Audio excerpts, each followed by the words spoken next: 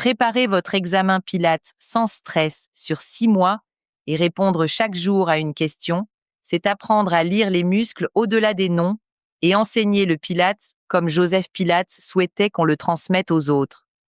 Je suis petit, profond, presque secret, et pourtant je compte dans chaque appui. On me cache sous l'aponévrose plantaire, tout près du calcanéum, là où le pied apprend à porter le corps sans bruit. Je suis un muscle court, rectangulaire, posé comme un coussin de stabilité entre l'os et le sol. Je prends naissance sur la face médiale et la face plantaire du calcanéum, mais aussi sur le bord inférieur du ligament calcanéo-naviculaire plantaire. Puis il se passe quelque chose d'unique chez moi. Je me divise en 4 faisceaux qui filent vers l'avant, chacun allant s'insérer sur le bord latéral des tendons du long fléchisseur des orteils, au niveau de la partie moyenne du pied. Je ne m'accroche pas directement aux phalanges, comme certains muscles. Je préfère guider les tendons, les canaliser, les stabiliser, comme un petit chef d'orchestre silencieux.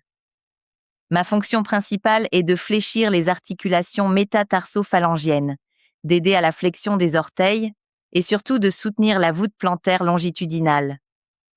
Je participe à la tenue du pied en charge, je donne de la densité à l'arche interne et j'empêche l'aponévrose plantaire d'être seule à tout porter. Quand tu marches, quand tu cours, quand tu t'équilibres, je travaille en profondeur pour que tes appuis restent intelligents. Je suis innervé par le nerf plantaire latéral, branche du nerf tibial, principalement issu des racines S1 à S2. Mon langage est celui de l'endurance et de la finesse. Je ne fais pas de grands gestes, mais je protège l'architecture. En pilates, je me révèle dès que tu cherches un appui précis sans crisper les orteils. Sur le reformer, pendant le footwork, je stabilise la voûte quand tu sens les 3 points d'appui du pied et que tu laisses le talon lourd sans t'agripper avec les orteils.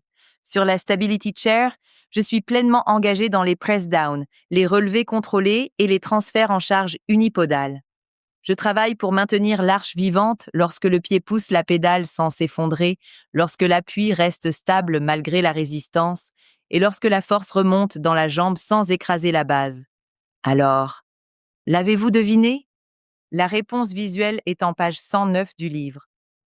Anatomie et Pilates, révision et préparation à l'examen, le corps de la tête aux pieds, avec toutes les corrections et un examen blanc corrigé de Caroline Berger de Femini, disponible en bilingue français et anglais sur Amazon. Bon courage pour la préparation de votre examen.